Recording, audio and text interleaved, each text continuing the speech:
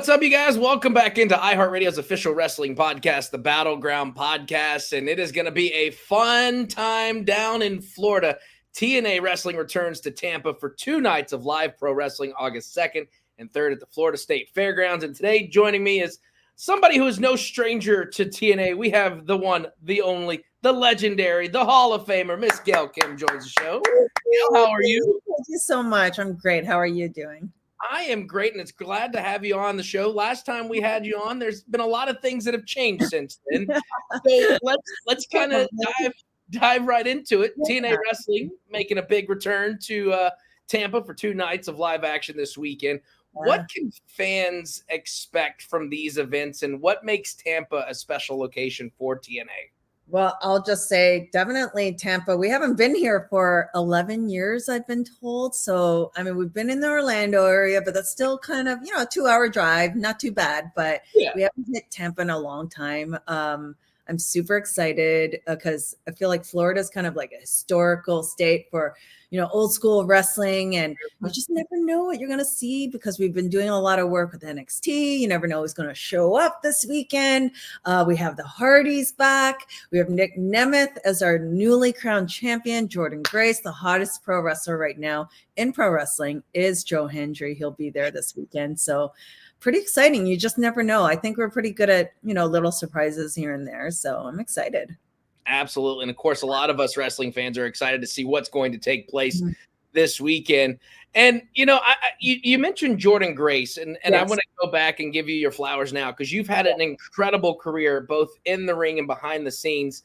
How does it feel to see the evolution of women's wrestling in TNA? And who do you think is the next big star to challenge Jordynne Grace for that Knockouts championship? Because she's ran through everybody.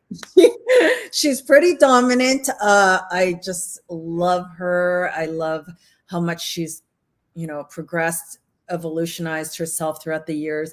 And when she first came in, I remember like little talks I'd have with her, like, come on, I just want to feel your emotion. And she's gotten to that point. Obviously, you see how intense she is in the ring, and she always brings it. She's like, as a person behind the scenes, she is always that person that's going to deliver.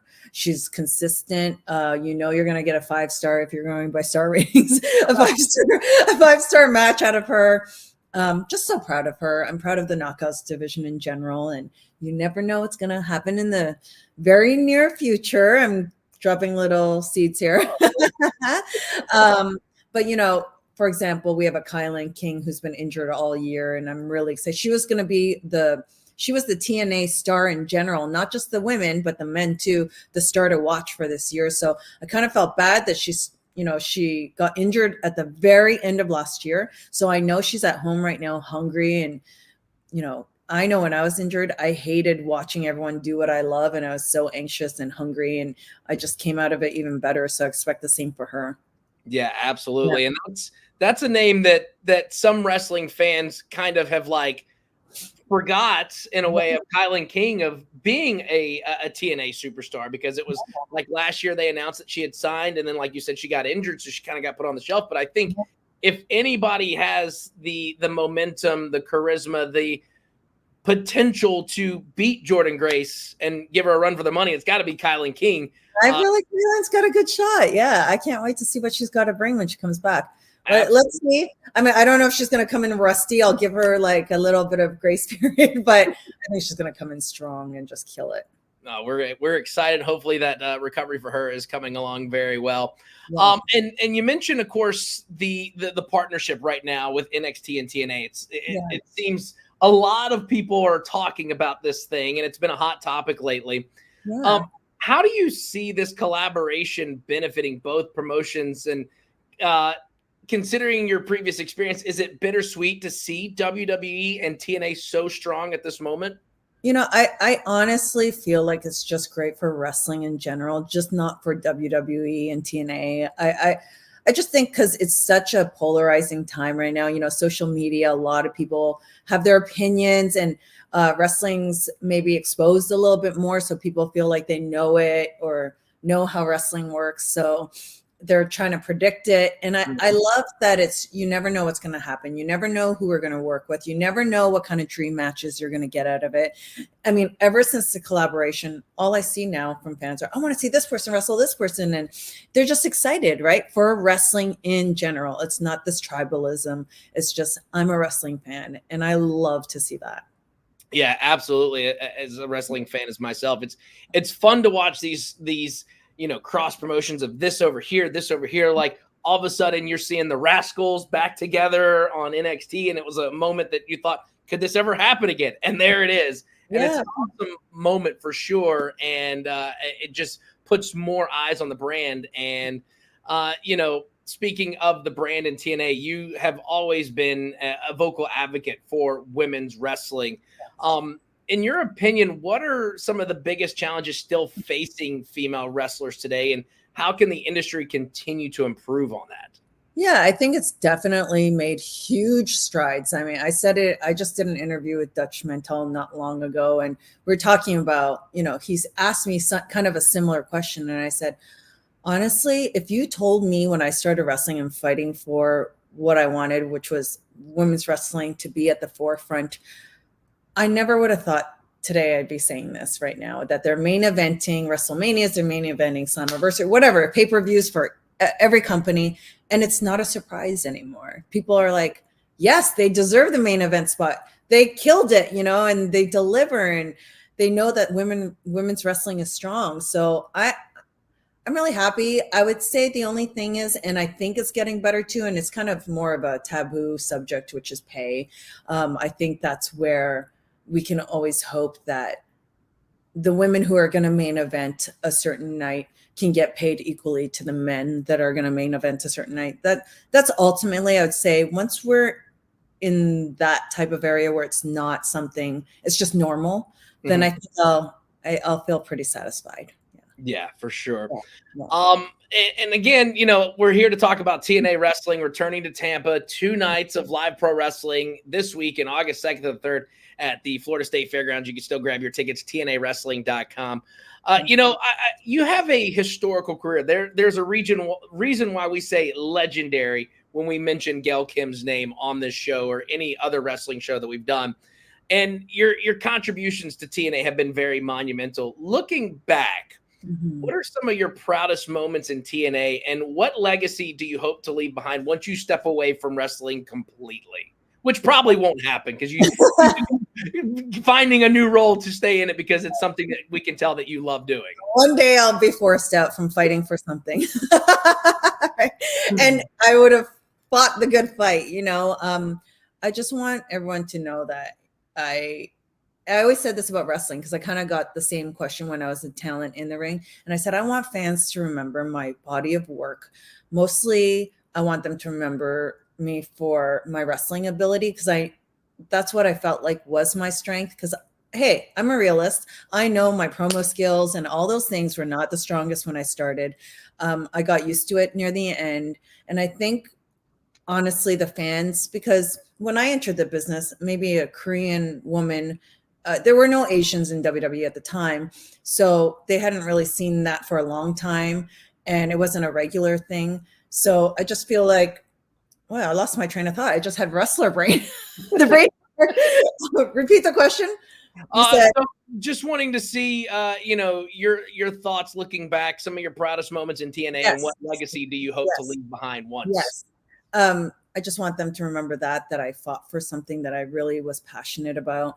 And like I said, we talked about the pay thing throughout my career. I really didn't make a lot of money. And I talked about that in previous interviews. So it's very easy for me to just follow my heart and my passion. And I think that's honestly what fans connected with me on, because we have a shared passion for wrestling. And I think that's really what fans are looking for. They want to relate to something, whether it's a feeling, a character, I don't know, whatever it may be for that wrestler. And I think that's where we aligned, and that was our passion. And I want people to remember that.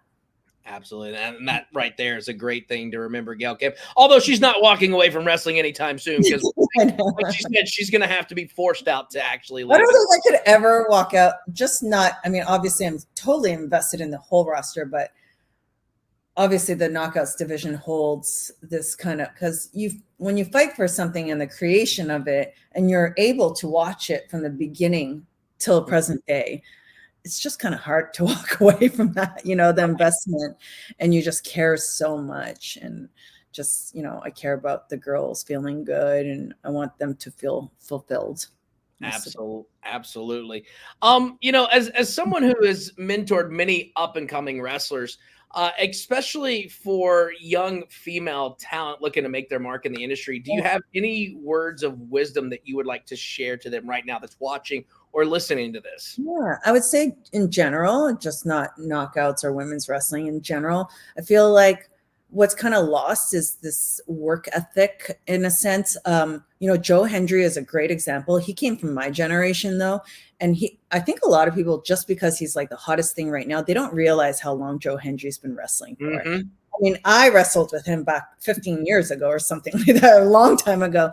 And to see him understand wrestling and what gets over with the fans and hustle and put in that work, it pays off. I always tell everyone, it sounds so cliche, but honestly, you putting in the hard work, people notice that. The way that you carry yourself behind the scenes as well as in that ring, the professionalism, it goes a long way with me, especially me being management in TNA. If I see someone trying so hard and they do everything right behind the scenes, of course we want to give them more of a chance. Of course we want to get behind them because they deserve it.